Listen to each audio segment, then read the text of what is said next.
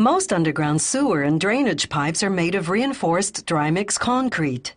Reinforced refers to the fact the concrete has steel bars inside it for added structural strength. Dry-mix refers to the type of concrete. You can mold it, then immediately extract it, and it holds its shape. Concrete pipes can be as small as 25 centimeters or as large as 3.5 meters. It has a 100-year lifespan. Dry-mix concrete is made of stone, coarse sand, Portland cement, which is a finely ground blend of clay and limestone, water, and a chemical that acts as a water reducer.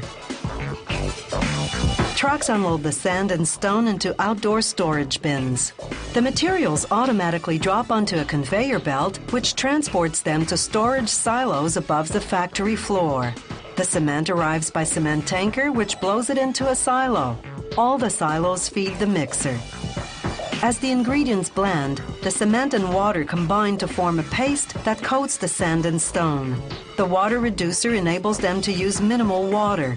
The less water, the stronger and more durable the concrete. Meanwhile, workers use a special machine to build what's called the cage, a circular steel frame that will form the pipe's internal structure, its backbone. They insert 2.5-meter-long steel rods in a circular configuration, pushing each rod partway through the machine to the other side. There, an automated spot welder fuses a steel cable to one rod. Then the machine begins turning, winding the cable tightly around the rods. Here, a worker is turning the machine manually just to show us the process in slow motion. This is what it looks like at the normal automated speed. As the rods pass through the machine, the welder fuses the cable to them in one continuous spiral. As the spiraled cable reaches the end of the rods, the machine's claws spread outward, forming a wider section on the end. This is called the bell section. Workers position it on a base ring designed to hold the cage in place. Then they close a hinged steel mold over it. Now they're ready to pour the concrete. A forklift transports the mold to a machine called the packer head. They position the mold directly under it. A long drill-like screw descends into the mold. As concrete pours in, the screw turns at high speed, moving up and down. Its blades propel the concrete outward against the mold walls, forming the pipe. This process is called centrifugal projection forming.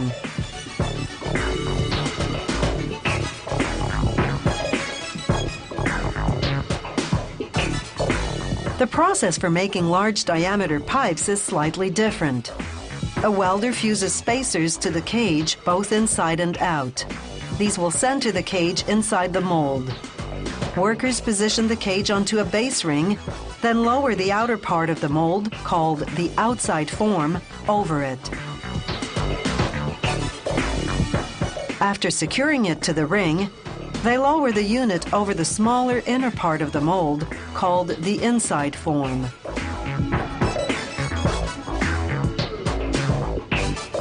An overhead funnel pours concrete into the cavity between the two mold forms. Powerful electrical vibrators shake the mold. This forces the thick concrete downward, filling the cavity. This process is called vibration forming. With either pipe forming technique, the molded concrete is quite fragile, so the molds go off to the curing warehouse to harden. There, workers remove them, leaving the pipe standing upright.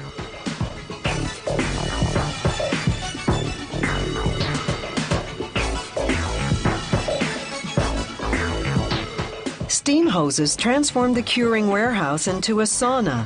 The temperature rises to 60 degrees Celsius, the relative humidity 100%. The concrete hardens in about 12 hours. Concrete pipes buried underground have to be able to withstand the weight of the earth above them, so the company subjects sample pipes to extreme pressure to test their maximum resistance. Concrete pipes join together with watertight rubber gaskets.